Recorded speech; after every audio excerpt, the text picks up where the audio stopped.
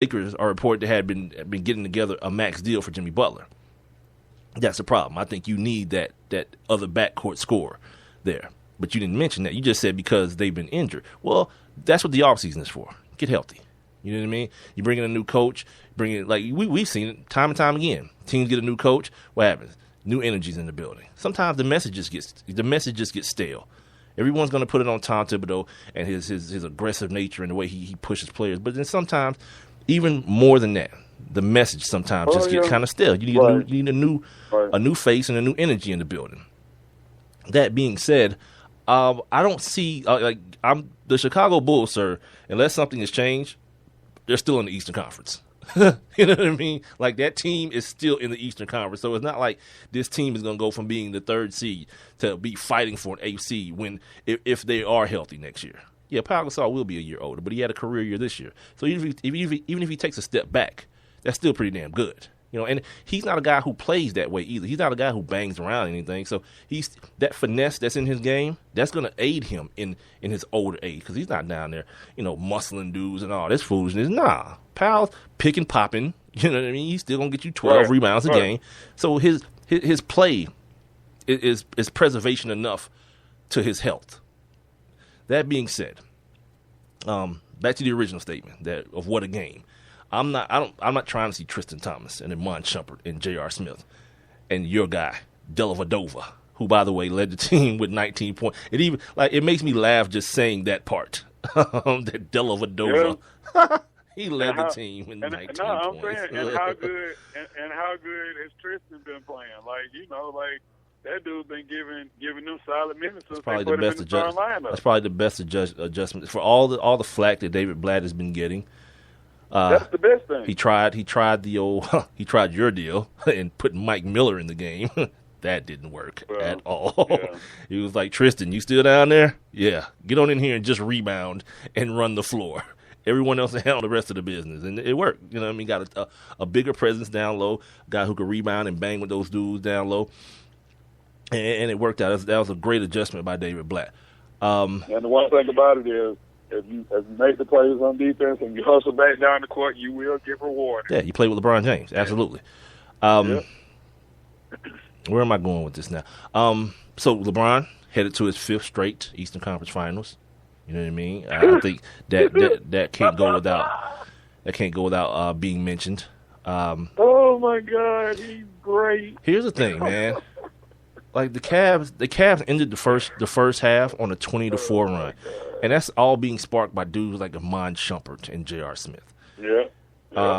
Consequently, the Bulls started the third quarter 1 of 11. Did I see what? Did you see J.R. Smith's Instagram? Yeah, I'm about to get to that here in a second, because somebody got to just take J.R.'s phone from him, because this one it ain't bad because he's talking about the Knicks. No one cares about the Knicks, but it's only a matter of time. You make it to the NBA Finals. It's only a matter of time before J.R. can't help himself.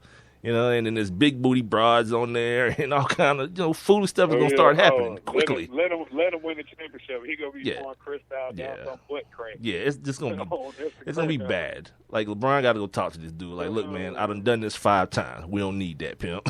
Just reel it on back, especially because that's his dude too. That's LeBron's dude, Carmelo. Yep. That's one of the 3 dudes he said his friends in the league: Carmelo, Chris Paul, and whoever the other one was. I said Chris Paul. Who was the other one? He said Carmelo, Chris Paul, and Dwayne Wade. Absolutely. Yeah. So, yeah, he's like, all right. Yeah, JR, he's feeling himself. And who can blame him? You know what I mean? He went from the bottom he did a Drake on you. He started from the bottom. Yeah. Now he's here. You know what I mean? Yeah, good for him, good for Iman. But you see, Iman ain't saying nothing. Iman just playing ball. It's just crazy. And it's so funny because Iman was really what the trade was all about. Exactly. It wasn't really about it. It was like, you got to take Gerard too, don't you? Okay. Yeah, we got to get rid of this money. Yeah. We'll take him. Rob mentioned the fact that the rumor is that Tom Thibodeau is going to be out of there. And I hit the button here because I'm doing the lazy thing. I didn't save the sound. I just kept the page open and it played automatically. But here, I'll play it for you guys. Hopefully it'll start from the beginning here. Cross your fingers, everyone. This is what Tom Thibodeau had to say about his pending exodus from the Chicago Bulls. Uh-oh. I know there's been a lot of speculation about your future here. Do you expect to be coaching this team here next season? Yeah. I mean, until they tell me I'm not, I expect to be here. So that's the way I'm approaching it. To be coaching this team.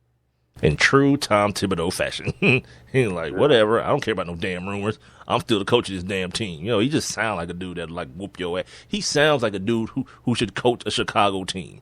You know what I mean? Right. And he's like, matter of fact, we ran the laps right after this. Right. He don't care. I'm supposed to be here next year. Yeah, we ran the sprint. Yeah, he just sounds like that tough, hard-nosed Chicagoan kind of guy. Here's the other thing I thought about, though, as it relates to this game, and it's something that you mentioned earlier today. If there is a speckle of this team may have peaked or whatnot, do you try to use these playoffs as sort of a memo to the rest of the league that, look, Derek's all right. What do you want to give us for him? Could you see that possibility? Someone saying, we done tested him, we done kicked the tires on him. Y'all see what he looked like. Who want him? Because they owe this dude a lot of money. You always talk about being stuck with the hot potato, right? That's what you always talk about. So, in my opinion, he's a liability. Well, especially when you have another option. Do you just stop it and start building around Jimmy Butler, a two-way player, a guy who has shown you, he's already shown you, period, that he could guard. But this year he showed you a propensity to score the basketball as well in many a different way. So now that you have that you're dealing with, here's the situation. You talking about. You mentioned the Lakers possibly preparing a max deal for Jimmy Butler, and so the real deal is if I'm Chicago, it depends on how much they covet this dude. Like if they feel like he's the future of the Bulls, then absolutely build around him. Oh, Jimmy Butler. Okay. Jimmy Butler, yeah.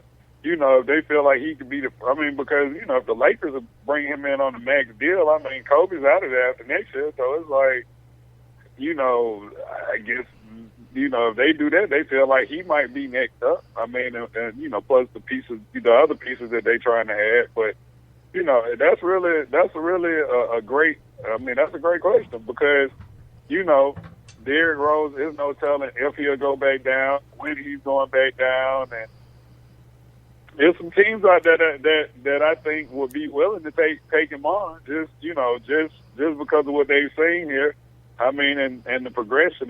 From the first game when he played 5 minutes a quarter or something like that, to this point where we've seen him, big play Derrick. We've seen all of that. We've seen not a full season of D Rose, but we've seen enough of him. That I think that you would have some teams that would be willing to take that on, maybe like Orlando Magic, be willing to take that on. I don't, I would dare to say Michael Jordan, but I don't know if he would be willing to take that on. Well, here's the deal. Derrick is owed a lot of money. There's a lot of money to be talked about too. Another thing, it's going to be a hard sell to your fan base, especially because they saw it too. They saw Derrick in the playoffs too. So if you pick up and you say, he's a different, he's not, this is not Josh Smith that we're talking about. You see what I'm saying? This is homegrown. Derrick Rose came from nothing, did his city proud, and everyone is anticipating the final chapter to his story being him bringing the first championship back to the crib since the days of Michael Jordan. So trying to sell that, and when you talking about trading a guy like that, it's also incumbent upon you to who you gonna get back. Like trade for who? Victor Oladipo? You gonna do that? And some, because it's not gonna just be straight up. You're talking about a former MVP. No matter how damaged you think he is, he's still a former MVP in this league. So the PR hit that you're gonna take, and the angst that the dude that you bring in is gonna have to absorb from the crowd, because they're not gonna be happy no matter who it is.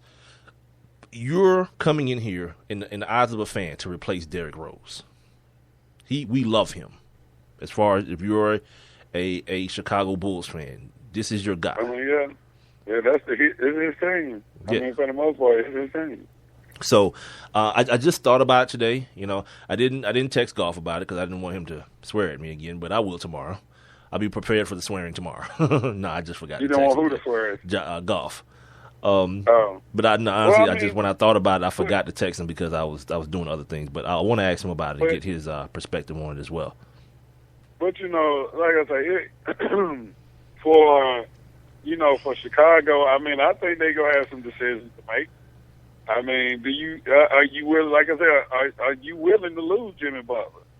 Like, are you willing to say, okay, well, we found that Jimmy, we'll find another one? Nah. I mean, here's the thing. I don't know what their cap situation is right now, but as far as the way the rules are, they can pay Jimmy Butler more than anybody can. More, probably, yeah. They can pay him. They can. It's a matter of if they're able to, based on their cap situation and their willingness to be into the luxury tax if they're that close right now. I don't know exactly what it is, but you got to figure they're paying Powell. They did sign him last year. I think they maxed out Joakim, and then still there's Derek's huge deal. So there's a lot of money on that team right now. I don't know how much is left over for Jimmy Butler as far as him still being under the salary cap. But if you think that you still have that team that can compete, because here's the deal, like this Atlanta Hawks story this year is cute, but I don't think a lot of people think it's maintainable through many seasons. I mean, not them being good, but them being this good, them being first seed, number one seed good. Not. So what we're still looking at. Not, I mean, so in that situation, what we're looking at we're looking at a Cavs-Bulls still situation in the East. Yeah. And maybe if the Pacers get their mind together, and Paul George comes back to his normal standard, you can add them to the mix. People are seeming to like what they see out of this Wizards team, with John Wall kind of taking that next step as a preeminent point guard in the NBA. So there's going to be some shuffling of the deck next season. And to your earlier point, I don't see it where the Bulls are out of this thing. I think they're just as much in it as they were this year. You know, barring, like you mentioned, all the injuries, and they were still a 3 seed, a 2 for a lot of the season. Like it wasn't until late in the season where the Cavs just playing unbelievable basketball and went on that crazy hot streak. They were like the hottest team in the league in the Eastern Conference for the last month of the season, and was able to overcome Chicago for that number 2 seed. So yeah, I don't see them as in a situation where they have to panic or do anything. I think this whole Thibodeau situation is just based on it's just like the Harbaugh situation in football. Front office and the coach just could not find a way to coexist. And when it happens that way, the front office people ain't gonna walk away. They're gonna get rid of the coach. You know who's out of there. Right. They're gonna say, sayonara, my man, thanks for your time. As we wrap this up, the only thing they're dealt with now is because he's such a hot commodity, they're gonna try to convince somebody to do like a Doc Rivers with him and make or trade some sort of picks for him, but too late now. The cat's out the bag. Everyone knows you're going to fire him anyway. So if I'm Phoenix or I'm Orlando or if I'm New Orleans, I'll wait. I ain't got nothing better to do. We still got a GM here. So the draft comes and goes. We cool with the draft without a coach. Whatever. We'll just wait until doomsday come, and then we'll just throw a bunch of money at him and bring him on into the fold. That whole trade thing is crazy, man. Like the Doc Rivers deal was crazy. But do you remember when Al Michaels left ABC and went to NBC? Yeah. When he left Monday Night Football and went to Sunday Night Football, right? Okay. Was that it? Okay. Well, this is the craziest trade ever because ABC, of course, is owned by Disney. And NBC had purchased like 3 original Disney movies. And I can't remember which ones they were, but they were like 3 of the black and whites that were really worth a lot of money. And in order for NBC to acquire the rights to Al Michaels, Disney asked them to trade the movies back, the cartoons back for Al Michaels, and they did it. Hey, money for money. You know what I mean? Big money for big money. Yeah. Everybody wins. I wouldn't have traded for Al Michaels. But he was actually the first announcer trading. Now, as we move on here, right here on the Sports Kings podcast, Big Mike and Rob Calloway broadcasting via Spreaker.com, Twitter, Instagram, and Facebook, all three at Sports Kings Live if you want to get in touch with us via the world of social media. And don't forget,